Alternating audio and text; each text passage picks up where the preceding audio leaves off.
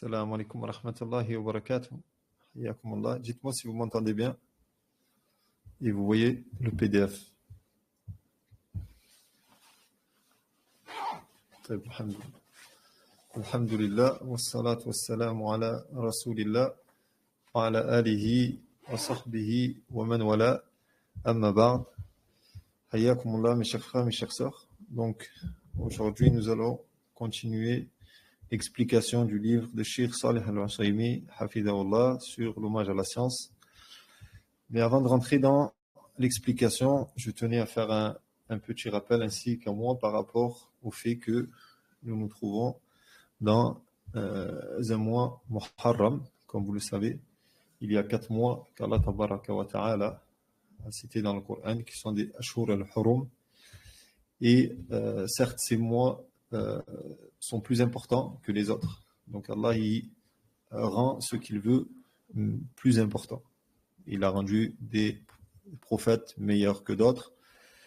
Il a mis des versets plus grands que d'autres, des sourates plus grands que d'autres sourates. Et parmi les choses qu'Allah a faddala ces mois-ci. Il faut savoir que, bien sûr, si on viendra parler de Ashur al-Hurum, ça prendrait peut-être un cours, mais ce que je tenais à me rappeler ainsi qu'à moi, à vous ainsi qu'à moi, est le fait que dans ce mois-ci, les bonnes actions sont meilleures et plus importantes, mais à ne surtout pas oublier que les mauvaises actions sont aussi encore pires. Donc, pour ceux qui savent qu'ils ont des faiblesses, qui prennent garde dans ce mois-ci à se préserver encore plus que les mois précédents, car c'est un mois qui est aimé auprès d'Allah Azza wa Jal. Et comme ces actions sont multipliées, les bonnes œuvres sont multipliées pendant ce mois-ci, dans la même chose que les mauvaises actions sont, waliyadu billah, multipliées. Donc c'était un petit rappel par rapport à ce mois-ci. Et on demande à Allah Tabaraka wa Ta'ala de nous accorder le meilleur. Donc on va commencer. Shir nous dit Al-Ma'qidu Al-Khamis Ashar. Donc le 15e point. Raddu mushkilihi ila ahlihi. Donc comme je vous ai cité dans les cours précédents, à chaque fois le damir, là, le ha, il revient toujours à la science. Donc le fait de retourner ce qui peut être ambigu, d'accord, dans un premier temps, aux gens de science, d'accord, que tout ce qui vient être pas bien compris, d'accord, il faut savoir que al-mushkil min al-ilm, c'est quelque chose d'aléatoire. Ça peut être mushkil pour une personne et très clair pour une autre personne. Mais l'essentiel, c'est que celui qui rencontre quelque chose qu'il ne comprend pas dans la science, qui le ramène aux gens de science. Donc il nous dit فالمعظم للعلم يعول على دهاقنته وجهابذة من أهل لحل المشكلات ولا يعرض نفسه لما لا يطيق خوفا من القول على الله بلا علم والافتراء على الدين فهو يخاف سخط الرحمن قبل أن يخاف صوت السلطان فإن العلماء لعلم تكلموا وببصر نافذ سكتوا فإن تكلموا في مشكل فتكلم بكلامهم وإن سكتوا عنه فليسعك ما وسعهم ومن الشق المشكلات الفتن الواقعة والنوازل الحادثة التي تتكاثر مع امتداد الزمن والناجون من نار الفتن سالمون من وهج المحن هم من فزع إلى العلماء ولزم قولهم وإن اشتبه عليه شيء من قولهم أحسن الظن بهم فطرح قوله وأخذ بقولهم فالتجربة والخبرة هم كانوا أحق بها وأهلها وإذا اختلفت أقوالهم لزم قول جمهورهم وسوادهم إيثارا للسلامة فالسلامة لا يعدلها شيء. Je vais pas descendre jusqu'en bas.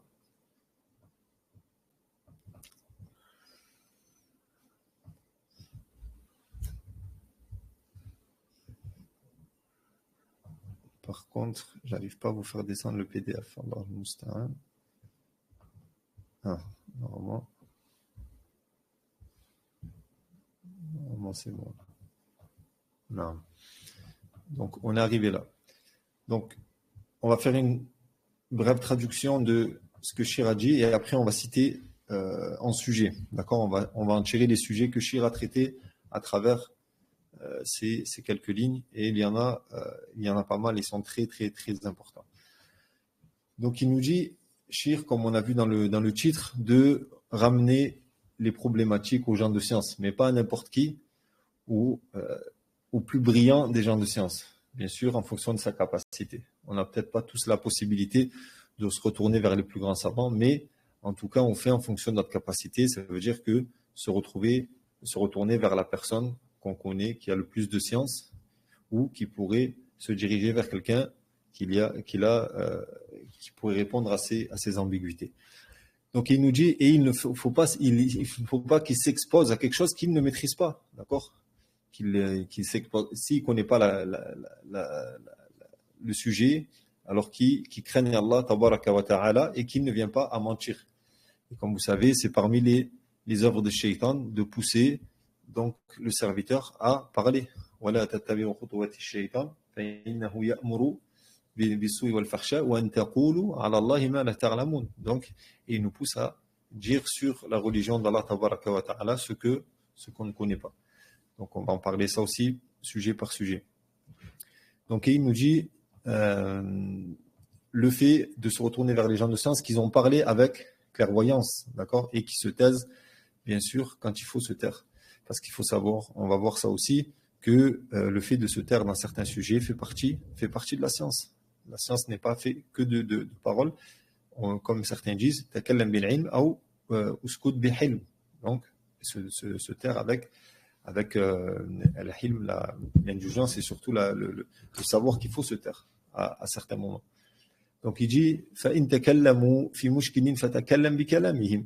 Donc si les savants ils sont prononcés dans un sujet, alors rapportent leurs paroles et il sera permis de rapporter ce qu'ils ont rapporté. Et il dit dans sa parole, il nous dit parmi les problématiques les plus compliquées sont les troubles. El-Waqira, donc d'accord, El-Fitan. Ça, c'est parmi les plus grosses, les plus grandes problématiques, d'accord. Donc celle-ci, et on a pu le voir malheureusement au fil des années, que quand il vient parler dans ces choses-là, les gens qui ne font pas partie de ces grands savants qu'a cité Shir au début, qui ne sont pas retournés. Donc là, la chose, elle s'empire au lieu de s'apaiser et de s'améliorer. Donc il dit parmi les plus grandes problématiques, donc al-fitan, les troubles, et wan-nawazil.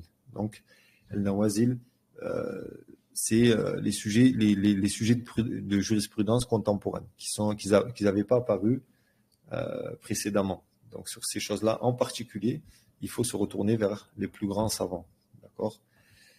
Et il nous dit celui qui est préservé ou qui se sauve du feu des troubles, d'accord, et des épreuves, c'est celui qui se dirige vers les savants, d'accord, et qui se contente de prononcer les paroles qu'ils ont rapportées. Et s'il y a quelque chose qu'ils ne comprennent pas, dans un premier temps, ils ont une bonne pensée de leurs savants. Et donc il va repousser la parole qu'il avait, quand bien même il voyait un autre avis, pour prendre l'avis de ce savant. Et il dit, et avec expérience et avec de l'expérience, ou tajriba, donc avec beaucoup d'essais, tout ça, il voit que tout le temps, le haqq kana ma'a al-ulama al-akabir, d'accord. Et si les paroles viennent à diverger, de rester avec la majorité des savants et le plus grand nombre des savants. Et il dit pour se préserver. Donc, il n'y a pas plus précieux que la paix et être préservé. Donc ça, c'est, on va dire, la traduction mujmal, donc en gros de ce que Shir a dit. Mais on va en tirer 6 sujets de cette petite parole, de ces quelques lignes de Shir. Donc le premier que Shir a amené, c'est le fait de revenir vers les grands savants. D'accord? Et ça, c'est quelque chose de très important. Et je me rappelle d'une mas'ala que Shir Ubayd al-Jabri, rahimahullah, rahmatan wasi'a, avait rapporté dans son explication de Sul Sunnah, dans un athar qu'avait ramené Abu Daoud fi kitabihi as-Sunnah, an ad-Daylimi, d'accord, ahad al-tabi'i, qui était parti demander à des sahaba en rapport avec le qadar, donc dans le sujet du qadar. Et là, il y a énormément à en tirer de cette information, de cet athar. C'est que Ibn Daylami, d'accord, qui est déjà lui un très grand tabi'i, il n'est pas parti voir n'importe qui des sahaba. D'accord. Bon, Inch'Allah, on verra l'athar en détail avec tout ce qui est en tiré. Mais là, on va prendre ce qu'on a besoin ici, qui est le fait de se retourner vers les plus grands gens de science. D'accord. Il nous dit, il est parti interroger Ibn Mas'ud, d'accord, Hudhayfa ibn al-Yaman, wa Zayd ibn Thabit, c'est Sahaba, et aussi Ubay ibn Ka'b. Il faut savoir que, subhanallah, dans ces 4 Sahaba, ils ont des appellations qui nous indiquent leur degré qu'ils avaient dans la science. Parce qu'on sait très bien que pas tous les Sahabis ou les Sahaba kanu ulama, d'accord. Il y avait des ulama et il y avait d'autres qui étaient moins savants. Donc ça, c'est une certitude. Mais parmi ceux qui sont allés voir, ou parmi les savants chez qui il s'est dirigé, il est parti voir les plus grands Sahaba. Ibn Mas'ud, d'accord, qui est appelé Turjuman al-Qur'an, donc celui qui explique le Coran.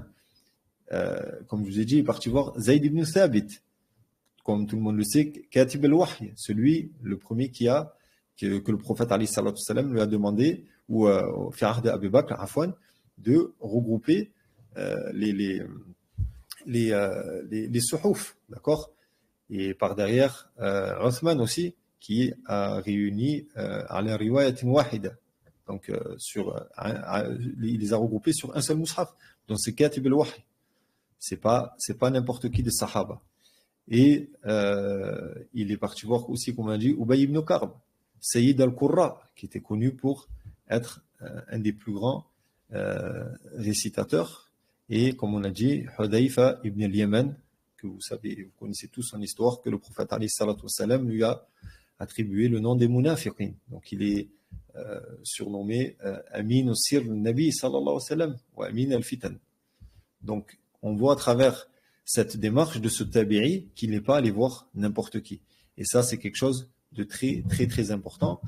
Et bien sûr, d'un degré en dessous de ça, je me souviens de Cheikh Sulayman al-Ruhaili qui expliquait, par exemple, si quelqu'un il a une question de jurisprudence ou surtout dans les règles Ahkam al-Bouyour, tout ça, il faut savoir que c'est pas tout le monde qui est amené à donner, entre guillemets, des fatwas et des éclaircissements qui sont on va dire, les plus proches du sawab. Il y a un savant qui est connu pour ses efforts multiples dans l'aqida, et si on a à côté un savant connu pour ses efforts dans le fiqh, et qu'on a une question dans le fiqh, on se dirigera vers le savant qui est plus expérimenté dans le fiqh. Et ça, c'est quelque chose d'important. D'accord? Savoir qu'un shir, un alim, il a en général un takhassus, d'accord? Il est spécialiste dans une matière. Donc toujours essayer de se diriger vers la meilleure personne dans son domaine. Ça, je pense que c'est même quelque chose qu'on peut retrouver dans la vie mondaine. Quelqu'un a besoin d'un docteur, il a un problème à un endroit spécial. Il y a des docteurs qui sont, on va dire, ils ont une science générale, et il y a des spécialistes. Donc, chaque personne va se diriger vers le problème dans la spécificité qu'il recherche. Donc ça, c'est plus à même à être mis en pratique dans notre religion. Car si le corps a certes une importance, le cœur, l'importance du cœur est beaucoup plus importante que l'importance du corps. Comme le prophète alayhi salatu wassalam l'a dit dans le hadith, inna fil jasadi mudgha idha salahat salaha al jasadu kullu وإذا فسدت فسد الجسد كله ألا وهو القلب. Donc on sait que le cœur est la chose qui fera d'un corps bon, et à l'inverse, si le cœur est mauvais, tout le reste sera mauvais. Donc ça, c'était le premier point. Donc se retourner toujours vers les grands savants, et je vous ai cité cette histoire de ce tabi'i avec Masalat al-Qadar. D'accord. Le deuxième sujet, on peut tirer des paroles de Cheikh, de ces quelques lignes, qui est le fait de parler avec science, d'accord, et de se taire avec science. Et ça, malheureusement, les gens de l'innovation ne le comprennent pas tellement. Quand les savants de la Sunna ne parlent pas sur certains sujets, ce n'est pas par peur de qui que ce soit, mais au contraire, comme a dit Shir, c'est par peur d'Allah Azza wa Jal, d'accord. Comme disait l'imam Malik, laysa kullu haqq yuqal, et ce n'est pas toute vérité qui est bonne à dire. Et le prophète alayhi salatu wassalam nous dit man kana yu'minu billahi wal yawmil akhir falyaqul khayran aw liyasmut. Et il faut savoir, dans ce sujet-là, il ne suffit pas que la chose soit un khayr, d'accord. Comme les savants, quand ils citent ce hadith, qu'ils expliquent ce hadith, ils disent la parole doit être khayr, d'accord. Donc en elle-même, le mahal doit être khayr, et l'athar, il doit être khayr. Donc chaque personne, avant de parler, il doit regarder ces trois points-là, très importants. De se dire, taïb, la parole que je vais citer à ce moment-là, que je vais dire, est-ce que c'est un bien? C'est un bien? Taïb, alhamdoulilah, on a validé le premier point. Taïb, est-ce que c'est munasib à ce moment-là? D'accord? Il se peut que une parole à un certain moment, elle ne soit pas adaptée. Par exemple, un enterrement, on ne va pas dire quelque chose qu'on va dire à un autre moment. Il y a des moments, des situations, pourtant c'est une parole vraie, mais la situation ne fait que c'est pas bien, c'est pas le moment voulu, d'accord. Donc on regarde le mahal, est-ce que c'est munasib, d'accord. Quelqu'un tu veux conseiller ton frère, tu es assis autour de frères, est-ce que tu te dis que c'est le bon moment, tu vas le conseiller devant tes frères? Non. Alors, pourtant le conseil, on part du principe qu'il est vrai. Est-ce que le mahal là il est bon? Non, on va se dire, on va attendre que je sois seul avec lui. Donc ça, c'est al-mahal, le moment de dire ce bien. Et troisièmement, et ça demande énormément de fiqh, de compréhension, est-ce que al-thimar, est-ce que ça va rapporter un bien? D'accord? Parce que, comme il dit Ibn al-Qayyim dans Maratib, donc les étapes d'interdire le mal, il faut que le but, c'est que derrière, ce mal part et il vient quelque chose de meilleur. Si le conseil il est haq et le mahal est haq, mais ça va enjoindre à un plus grand mal, d'accord. Et ça, souvent, on peut s'en remettre à parler quand il y a eu, et qui est encore, par exemple, al-fitan, quand il y a eu des problèmes avec certaines mashayikh, est-ce que le fait, on va dire que tu as la parole haq, d'accord, le waqt munasib, mais la personne, elle va s'entêter dans son erreur, donc elle va encore plus, elle va s'entêter. Est-ce que le athar il sera haq, il sera bien? Non. Donc c'est pour ça qu'il faut regarder toujours ces trois situations, et c'est sûr que ça demande de la compréhension et de la sagesse, et on demande à Allah Azza wa Jal an yarzuqana al-hikma, d'accord, on demande à Allah de pourvoir de la sagesse. Donc ça, c'est le deuxième sujet, qui est le fait de parler, d'accord, au bon moment, et de se taire au bon moment, comme le Cheikh l'a cité aussi, le fait de se taire par crainte d'Allah tabaraka wa ta'ala. Et ça nous fait rebondir sur le troisième sujet, qui est le fait de dire Allahu a'lam, d'accord. Il faut savoir que Allahu a'lam, certains savants le citent même dans les kutub al-aqaid, le fait de dire Allahu a'lam quand on ne sait pas, d'accord. C'est quelque chose de très très important dans l'aqid al-tahawiyya. On passe sur un sujet qui est le fait de dire quand on ne sait pas Allahu a'lam. Et Ibn Mas'ud, il y a pas mal d'informations ou de khabar al-athar anhu d'Ibn Mas'ud, où il disait man qala la adri faqad afta. Donc ça fait partie de dire la adri, ça fait partie de donner des réponses, et il est venu même dans d'autres athar, c'est de la science, d'accord. Il nous dit dans un athar inna min al-ilm an yaqula ar-rajul lima ya'lam, Allahu a'lam. Et ça fait partie de la séance de dire Allahu a'lam quand on ne sait pas. Et ça, c'est très très important. D'accord? C'est très très important de ne. Parce que c'est, comme on l'a vu dans le verset que j'ai cité précédemment, parmi les œuvres de Shaitan, c'est le fait de nous encourir ou nous pousser à parler sur ce qu'on ne sait pas. D'accord? Et ça équivaut dans tous les sujets. D'accord? Mais que ce soit le sujet dunyawi ou dini. Malgré que dini, c'est encore plus grave. D'accord? C'est encore plus grave. Et on a même vu dans Surat Al-A'raf, Allah Tabaraka wa Ta'ala cite وَأَن تَقُولُوا عَلَى اللَّهِ مَا لَا تَعْلَمُونَ. Il a cité dans le tartib après le shirk. Donc, certains savants disent que pour montrer la gravité, il a été cité dans le tartib, donc comment dire, dans l'ordre, a été cité comme s'il était plus grave que le shirk. Et après, certains savants ont expliqué que parce que le fait de parler sur Allah sans science ramènera au shirk en réalité. Donc, le fait de dire Allahu a'lam quand on ne sait pas.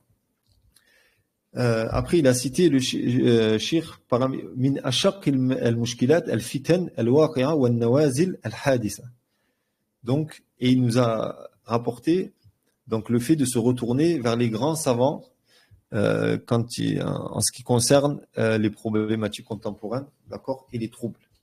Et ça, subhanallah, si on aurait mis ça en pratique, je pense qu'il y aurait eu beaucoup moins de problèmes dans les fitanes qu'il y a eu ces derniers temps, d'accord, qui est le fait si tous les frères et sœurs, malheureusement, on a même trouvé même des sœurs être tombés dans ces troubles-là, seraient retournés vers nos grands savants, d'accord, ils auraient pu se préserver et préserver même les gens autour d'eux, d'accord, car en réalité, bien sûr, moi je ne suis pas quelqu'un qui me prononce sur ces genres de problèmes, mais on a pu entendre beaucoup de certains frères dire que je suis avec les grands savants.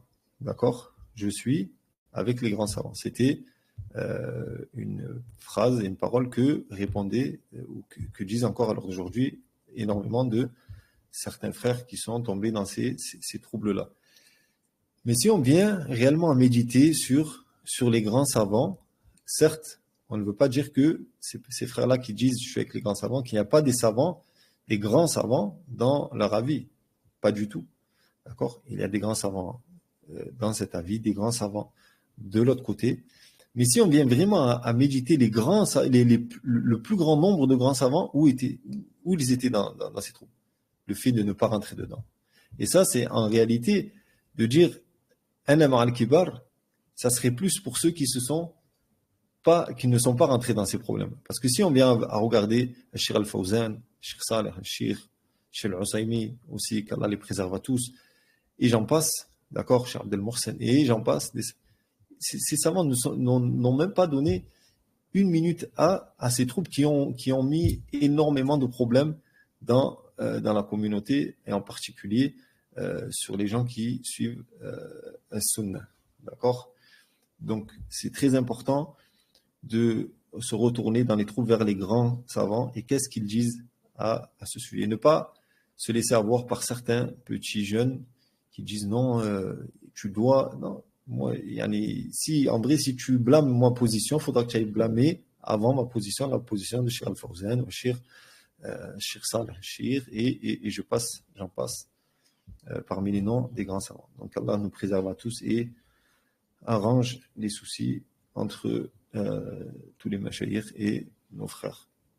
Donc ça, c'était le point numéro 4. Le point numéro 5 qui a attiré l'attention sur le fait d'avoir la bonne pensée, d'accord, du savant. Husn al-dhann. Donc il faut savoir que husn al-dhann, la bonne pensée, et ça c'est quelque chose qu'on souffre depuis de nombreuses années. Malheureusement, nous, je parle des Français, du fait qu'on a grandi dans un environnement néfaste qui est la France, qui est un des pires pays pour le musulman, je pense qu'il y a une unanimité à l'heure d'aujourd'hui, et on a été poussé à toujours avoir des mauvaises pensées. d'accord? Et ça va à l'encontre totalement de notre religion. Nous, au contraire, on est recommandé d'avoir toujours la bonne pensée dans la manière du possible. Bien sûr, le musulman n'est pas, si personne est exposée devant lui qui est musulman, mais que c'est un voleur, il ne va pas dire je vais avoir une bonne pensée. Certes, quand il y a la possibilité d'avoir la bonne pensée, il faut toujours avoir la bonne pensée. D'accord? Et c'est ce que Allah tabaraka wa ta'ala nous l'a cité.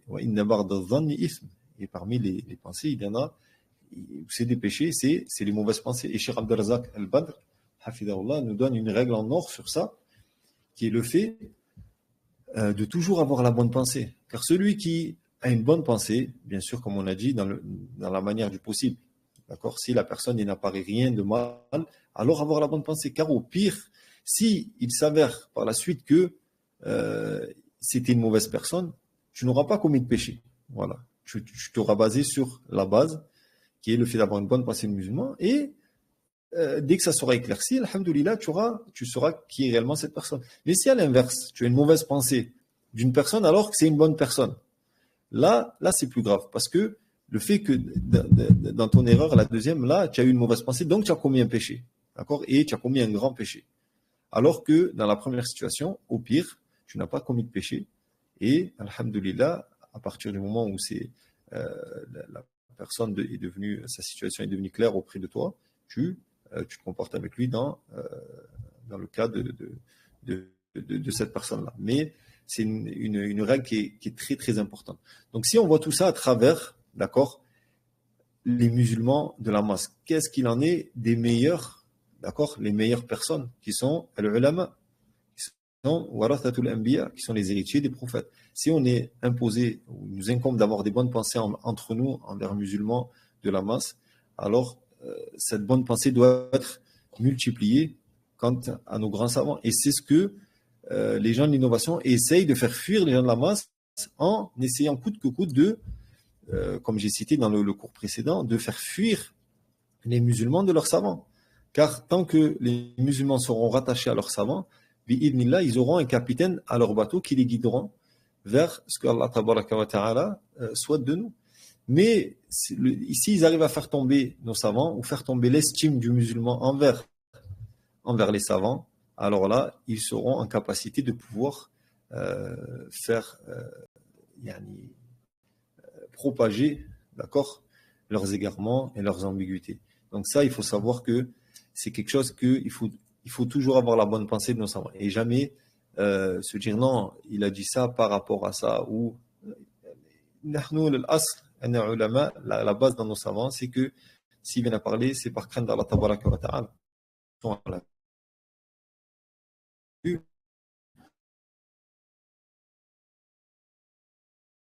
Sont pas des MBA, ils peuvent être amenés à faire des erreurs, et il va en parler juste après Shir, mais la base, c'est la bonne pensée, d'accord? Donc ça, c'était le point numéro 5. Le point numéro 6, que faire dans la divergence? Il a parlé Shir, وإذا اختلفت أقوالهم لازم قول جمهورهم وسوادهم إيثارا للسلام. Donc ça, bien comprendre la chose, d'accord? Ça, c'est dans le cas où il n'apparaît pas la vérité, d'accord? Donc là, à partir de là, on se met avec la majorité des savants. Mais si ce n'est pas permis à une personne qui lui est parvenue la vérité, d'accord, de s'accrocher à un plus grand nombre. Car on sait que, à travers les textes, on a vu que le nombre n'est pas un signe de vérité. Comme il est venu dans le hadith, وَيَأْتِي يَوْمُ الْقِيَامَةِ نَبِي وَلَيْسَ مَعَهُ أَحَدٌ وَيَأْتِي وَمَعَهُ الرَّجُلُ وَرَجُلًا. Donc il va venir يَوْمُ الْقِيَامَةِ des prophètes qui n'ont été suivis par personne. D'accord? Personne ne les a suivis alors que c'était des prophètes. Donc déjà, c'est Allah, s'il a choisi, c'est que c'était parmi les meilleurs des hommes avec une révélation et malgré ça, ils n'ont pas été suivis. Donc on voit très bien que le nombre n'est pas en lui-même une source de vérité ou d'égarement. Et je pense qu'à l'heure d'aujourd'hui, on peut le voir de plus en plus. Si on vient à regarder les gens de des gens qui n'ont rien à voir avec la science, qui parlent de la science avec des milliers de suiveurs. D'accord? Est-ce qu'on va dire, je pense que le haqq, il est avec eux parce que c'est le plus grand nombre? Non. Tout simplement parce que c'est des gens qui ils parlent pas avec ce que Allah tabaraka wa ta'ala il veut, mais plutôt avec ce que les gens veulent. D'accord? C'est sûr que si on fait entendre aux personnes ce qu'ils ont envie d'entendre, on trouvera énormément de personnes qui nous suivront. Mais bien sûr, la personne doit yatakallam bihaq, et si les gens ils le suivent, alhamdulillah. Mais il faut savoir que le nombre n'est pas une caractéristique de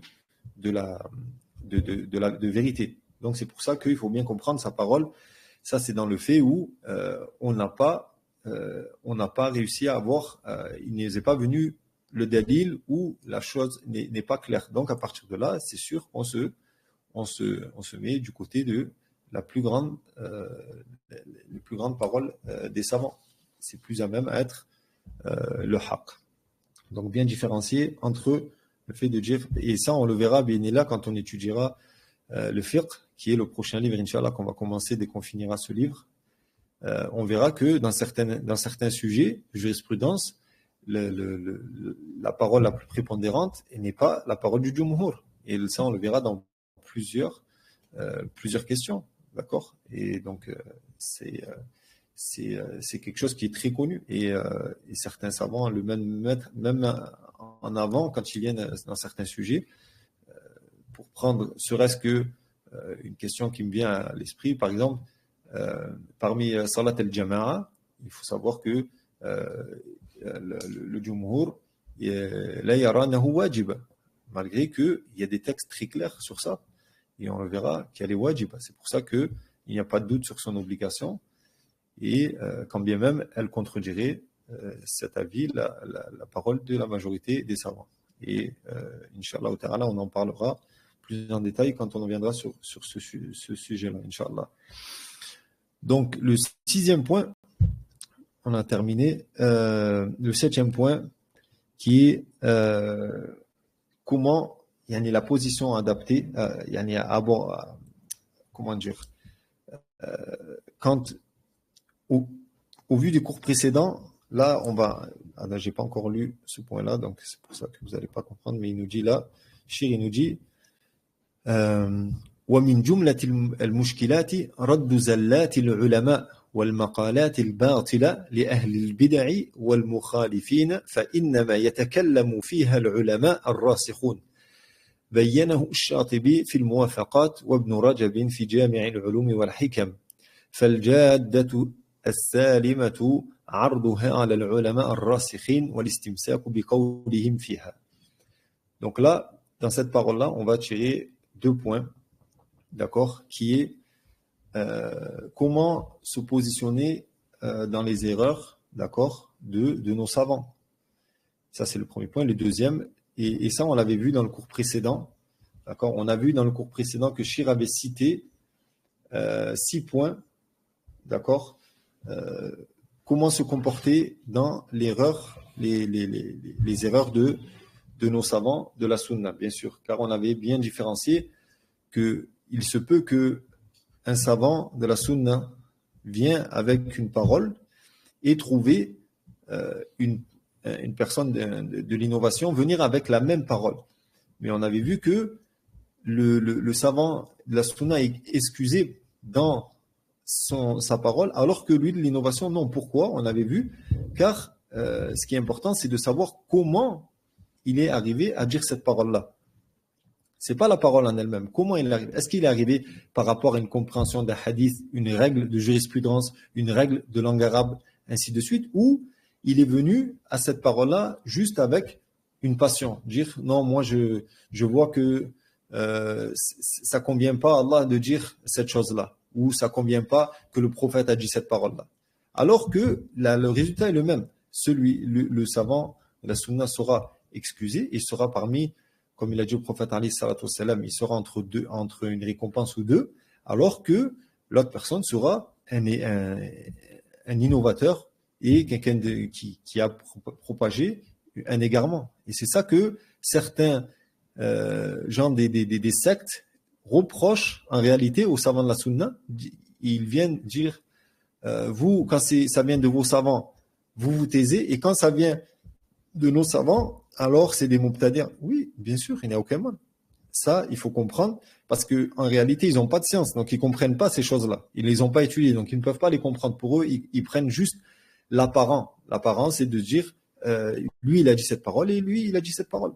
Non, il faut bien comprendre comment il est arrivé à dire cette parole-là.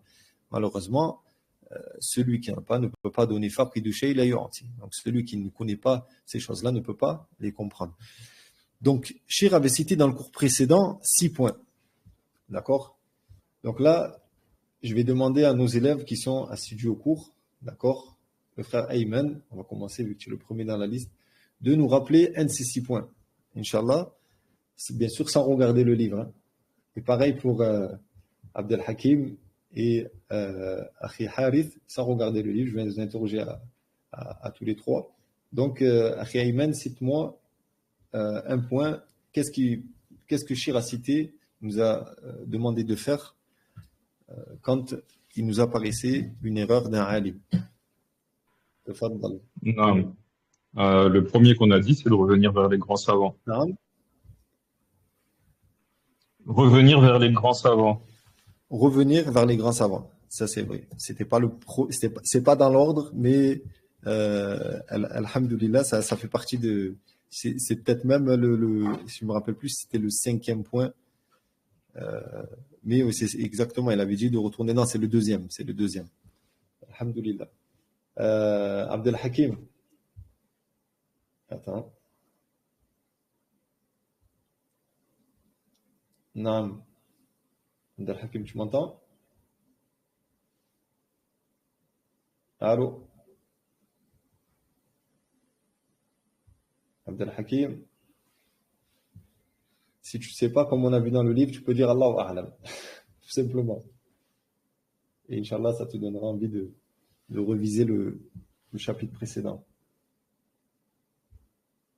Bon, alors, peut-être qu'il s'est absenté. On va venir à notre frère Harith. Donc, il a disparu du cours. Non, alhamdoulilah, il est là. Tfaddal, Akhi Harith. Allô? Allô? Ah non. Salam Oui. alaikum. Salam wa rahmatullahi wa barakatuh. Hayyak Allah. Amin wa yak. Je crois que le premier point, c'était d'abord s'assurer qu'on a bien compris, questionner sur la question. Ouais, c'était at-tathabbut fi suduri zalla minhu. Yani, est-ce qu'on est sûr déjà que c'est vraiment une erreur? C'est ça. J'en ai encore une autre, il y en avait 6. Non. Donc, une fois qu'on est sûr que c'est... Alors déjà, questionner sur si on a bien compris le propos, Oui. questionner s'il y a divergence, Tamam. le délaisser dans cette erreur. Arsène, voilà, khalas. Parce que Abdel Hakim, il m'a envoyé un message, il a dit qu'il me parlait, j'entendais pas, donc je vais lui redonner la parole. Comme ça, il lui reste un peu de choix. Peut-être qu'il se rappelait de quelque chose que tu as cité, mais barakallah fik, en tout cas, c'est très bien d'avoir révisé. Et c'est très important de réviser les cours après les avoir, et ne pas attendre l'examen et tout ça. Barakallah fik, wa nafa Allah bik. Non, Abdel Hakim. Je t'entends pas malheureusement. Je sais pas pourquoi. Avec les frères ça marchait, mais toi ça marche pas. Non, je t'entends pas. Peut-être que ton micro est coupé, je sais pas. Taïb, Al-Muhim, on va pas retarder nos frères qui sont là. Mais comme je vous avais promis, on essaye de faire participer les frères qui sont assidus et qui font les examens et qu'Allah leur ajoute. Donc on continue par rapport au fait, donc là Chéri l'a cité, le fait de raddu zallat al-ulama wal maqalat al-batila li ahli al-bid'a wal mukhalifin. Donc en ce qui concerne le sujet de comment se comporter avec les erreurs de nos savants, je vous enjoins à revenir au cours précédent. On avait détaillé bien ça, bien le sujet avec Chir avait cité 6 indications. Les frères en ont évoqué quelques-unes. Donc, je vous enjoins à revenir au cours précédent. Et le dernier sujet par rapport à ce qu'a dit Chir, c'est réfuter, d'accord, les gens de l'innovation. Et ça, faut savoir, mes frères, c'est quelque chose, c'est pas donné à tout le monde, d'accord? C'est pas donné, vraiment pas donné à tout le monde. Et celui qui rentre dans ce sujet-là, sans science, va faire plus de dégâts. Ça, en général, c'est une règle qui vaut dans tout sujet, mais surtout dans la réfutation des gens de l'innovation, d'accord? Et malheureusement, à l'heure d'aujourd'hui, avec les réseaux sociaux, tout le monde se permet on va dire que c'est quelque chose qui est devenu, c'est démocratisé, qui est le fait de dire ce qu'on veut, quand on veut, à qui on veut, malheureusement, sans aucun respect, tout ça. Et ça, c'est quelque chose de très, très, très, très dangereux à l'heure d'aujourd'hui. Parce que j'ai certains frères qui m'ont fait parvenir des audios où il y a des lives qui sont faits de certains prédicateurs de l'égarement qui sont connus de tous. Et puis ces frères-là qui sont sur la sunna, ils rentrent et puis ils pensent car il sait que lui, il est sur la vérité et ce prédicateur est sur le faux, mais il pense que ça va suffire de lui dire ce que tu dis, c'est batil. Ce qu'il faut savoir, mes frères, c'est que quand quelqu'un est d'innovation, ça ne veut pas dire que toute sa science est erronée, loin de là. Loin de là. Comme on l'a vu, on l'avait cité dans le hadith Ibn Omar, quelqu'un peut sortir de la sunna, peut même sortir de l'islam, avec seulement un égarement. Quand bien même tout le reste de sa science serait authentique, sahih, 100%. Donc il faut savoir que quand on vient à vouloir réfuter quelqu'un de l'innovation, il faut s'attendre que la personne ait du répondant et ne va pas dire que va avoir des grosses ambiguïtés. Il ne faut pas croire que c'est quelque chose de facile. Donc c'est pour ça que ces sujets-là, c'est vraiment pas donné à tout le monde. Et parmi les paroles que disait Cheikh Rabia, Hafidahullah, il nous disait, en parlant de certaines personnes qui sont avancées dans ça, il dit Bada'u bima intahayna ilay. Il disait, et ils ont commencé par ceux qu'on a fini. Et c'est une réalité.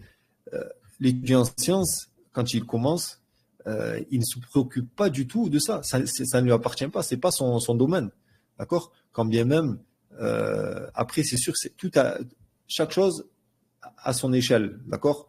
Ça ne veut pas dire il entend dans sa famille une ambiguïté, il ne peut pas la répondre. Non, je parle le fait de s'avancer, surtout à l'heure d'aujourd'hui, dans les réseaux sociaux ou autres.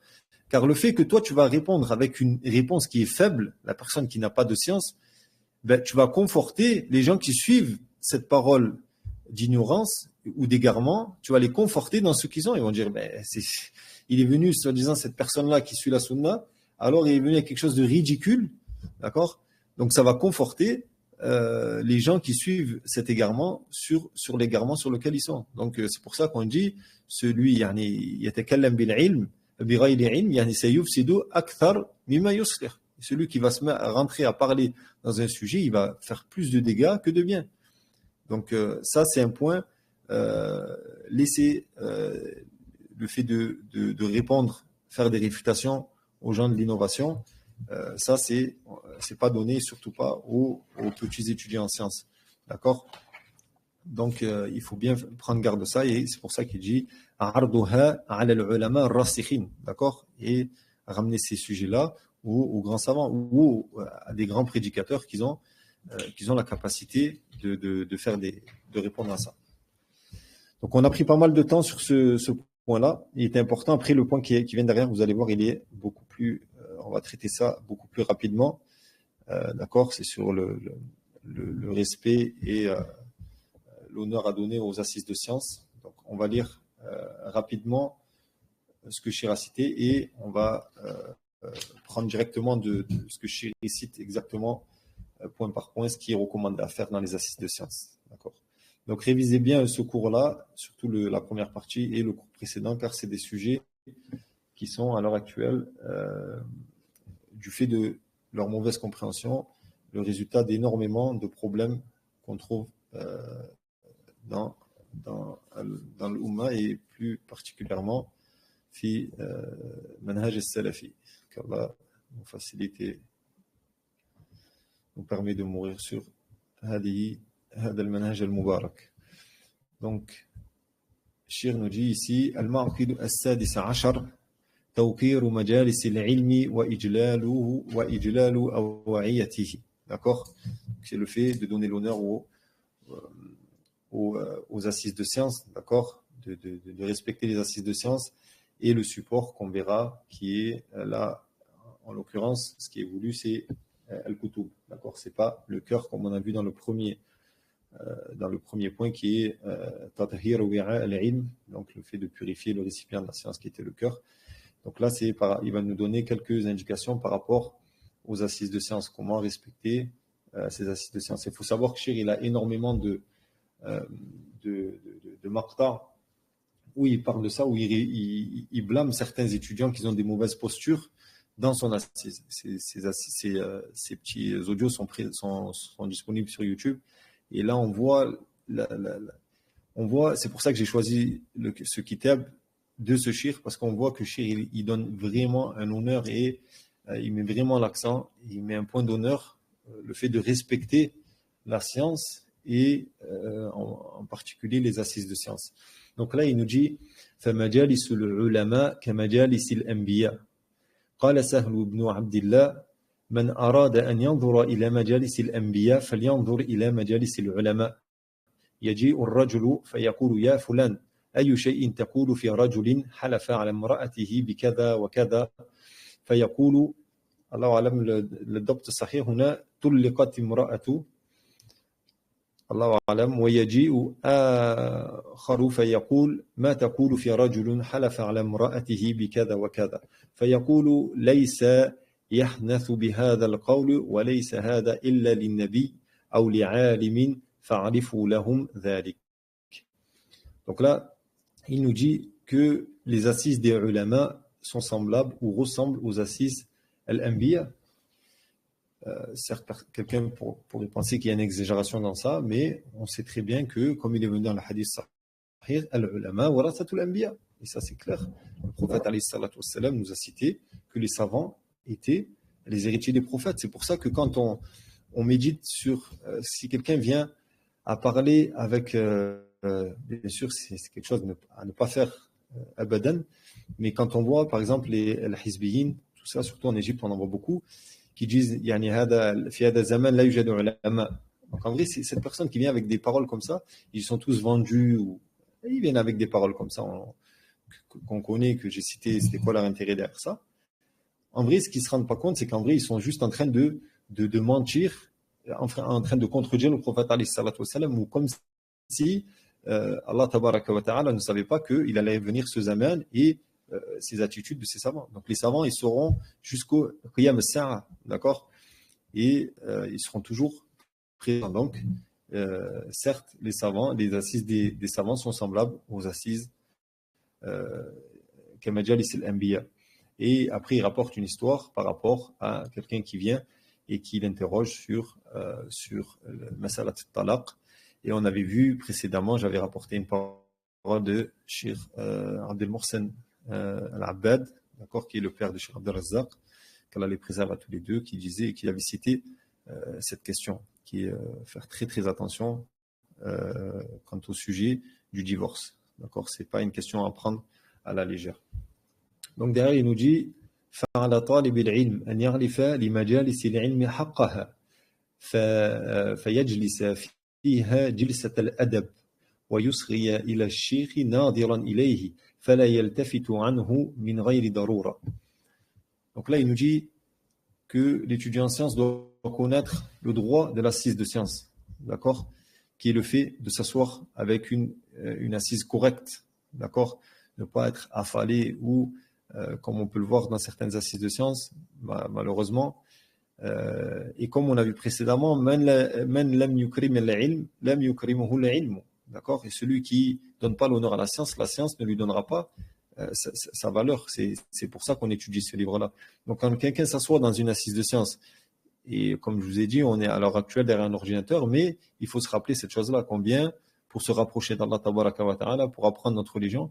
Donc plus on s'assiera avec, on donnera cet honneur à la science et plus on en profitera. Donc, quand une personne se vient s'asseoir dans une assise de science, il essaye d'avoir la meilleure assise possible. Et il nous dit, wa yusri ila shir, d'accord? Et il soit attentif à shir, il le regarde et il écoute ce qu'il dit. Wala yundur yamin, wala shimal, min ghayri darura. Et ne pas regarder à droite à gauche.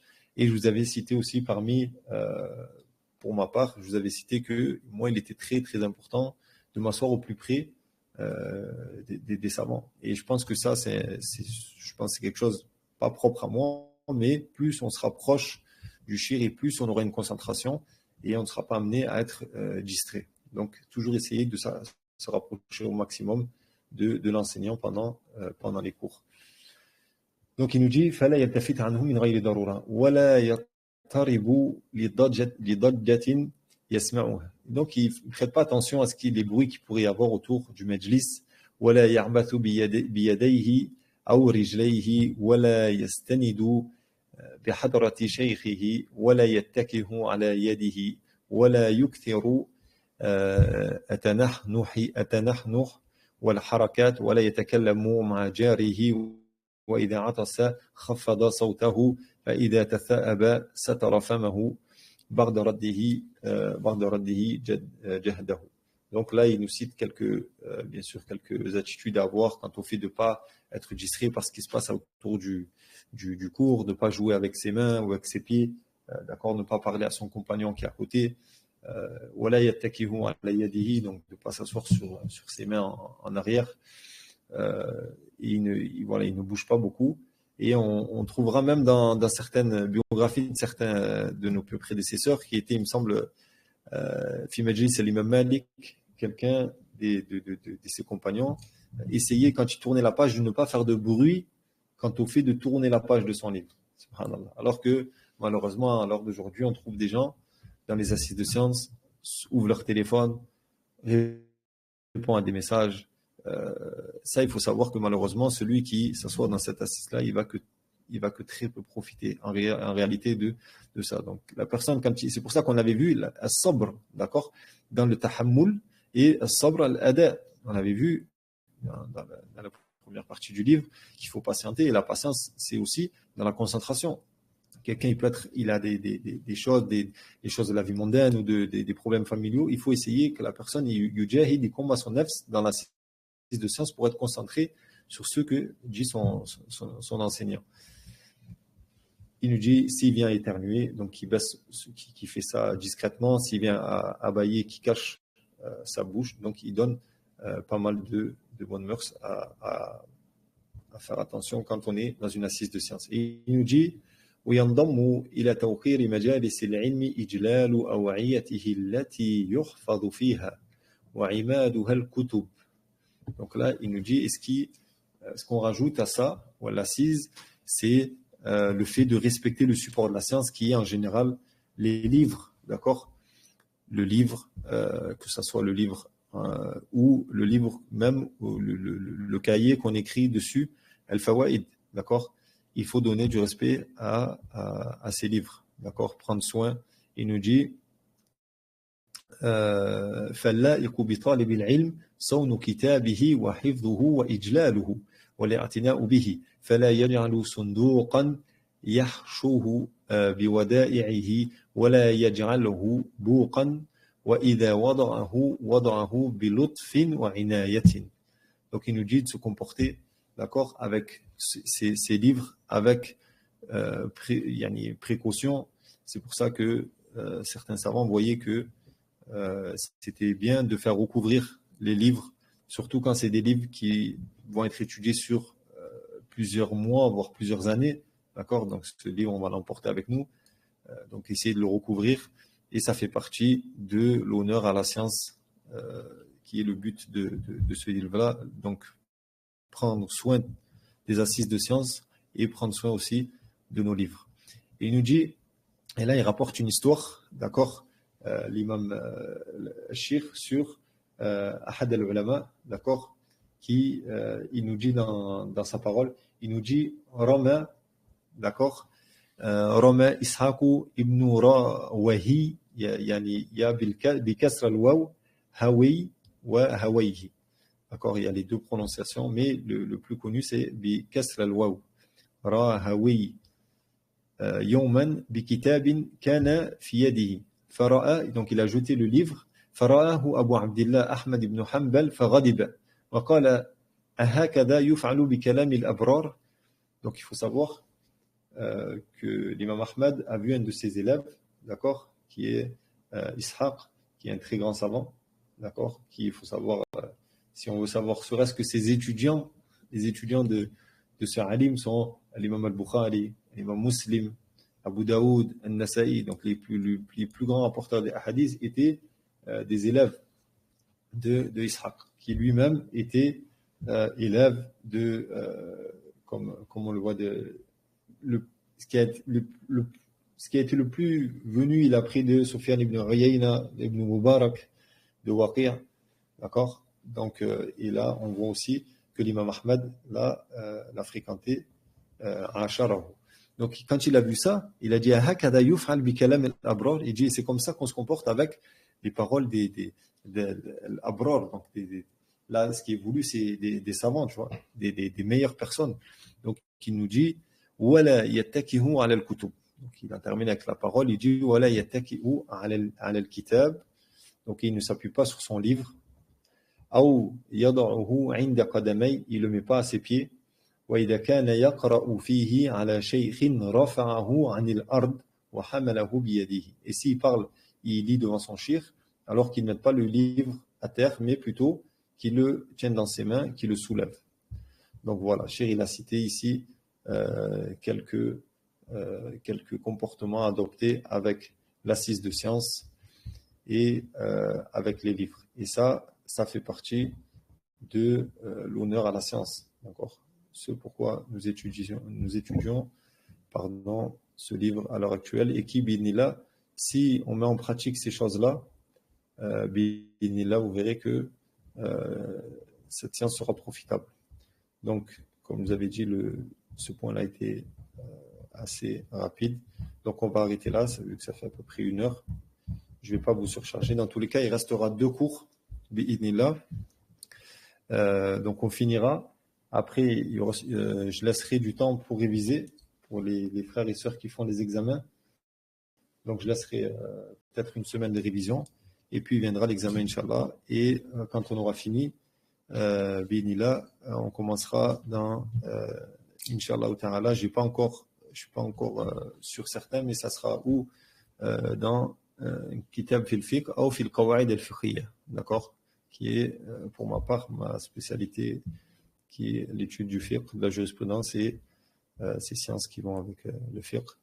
Donc, à la kulli hal, on demande à Allah tabaraka wa ta'ala de nous accorder une science profitable à tous. Si vous avez des questions, n'hésitez pas, les frères et les sœurs, pareil sur le groupe, vous pouvez poser vos questions avant qu'on finisse, Inch'Allah. Akhi Harith. Naam. Salam alaikum. Antoine, quand tu as parlé de que faire dans la divergence, je ne sais pas si j'ai bien compris, tu as dit que quand la vérité ne nous apparaît pas, on se range avec le plus grand nombre de savants. Exactement, c'est ça. Ça, c'est la parole de Shir dans... moi, j'ai donné plus de détails, qui est le fait que c'est pas tout le temps que la vérité est avec le plus grand nombre. D'accord ? J'ai abordé ce sujet-là, mais quand il ne nous apparaît pas la vérité, alors là, on fait comme il a dit Shir, on se met avec le plus grand nombre de savants. C'est plus clair ? Non, en fait, je voulais savoir si c'était une règle ou si, imaginons que... c'est une, entre guillemets, c'est une règle qui est fitri, déjà qui fait partie de la saine nature. Si, bien sûr, on est en train de parler de savants, on ne parle pas de n'importe qui, on parle de savants. Si 10 savants qui sont reconnus pour être des savants sont d'accord sur une parole, cela est plus à même d'être la vérité que s'il y en a 2 qui voient l'inverse. Est-ce que tu comprends ? Non. Donc déjà, c'est quelque chose qui fait partie de la saine nature. Donc il n'y a pas de doute que c'est quelque chose à prendre en considération. Okay. Jazakallah khairan. Amin wa jazak. Hayyakallah. Amin. Naam Khalid, tu voulais dire quelque chose d'autre? Ah non, non, c'est bon. Barakallahu fik. Aïe. Fik, barakallah. Donc, je ne sais pas s'il y a chez les sœurs, je vais regarder dans le groupe s'il y a quelque chose qui a été envoyé.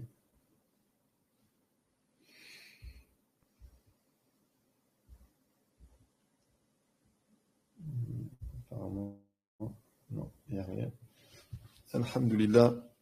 Wassalamu alaikum wa rahmatullahi wa barakatuh.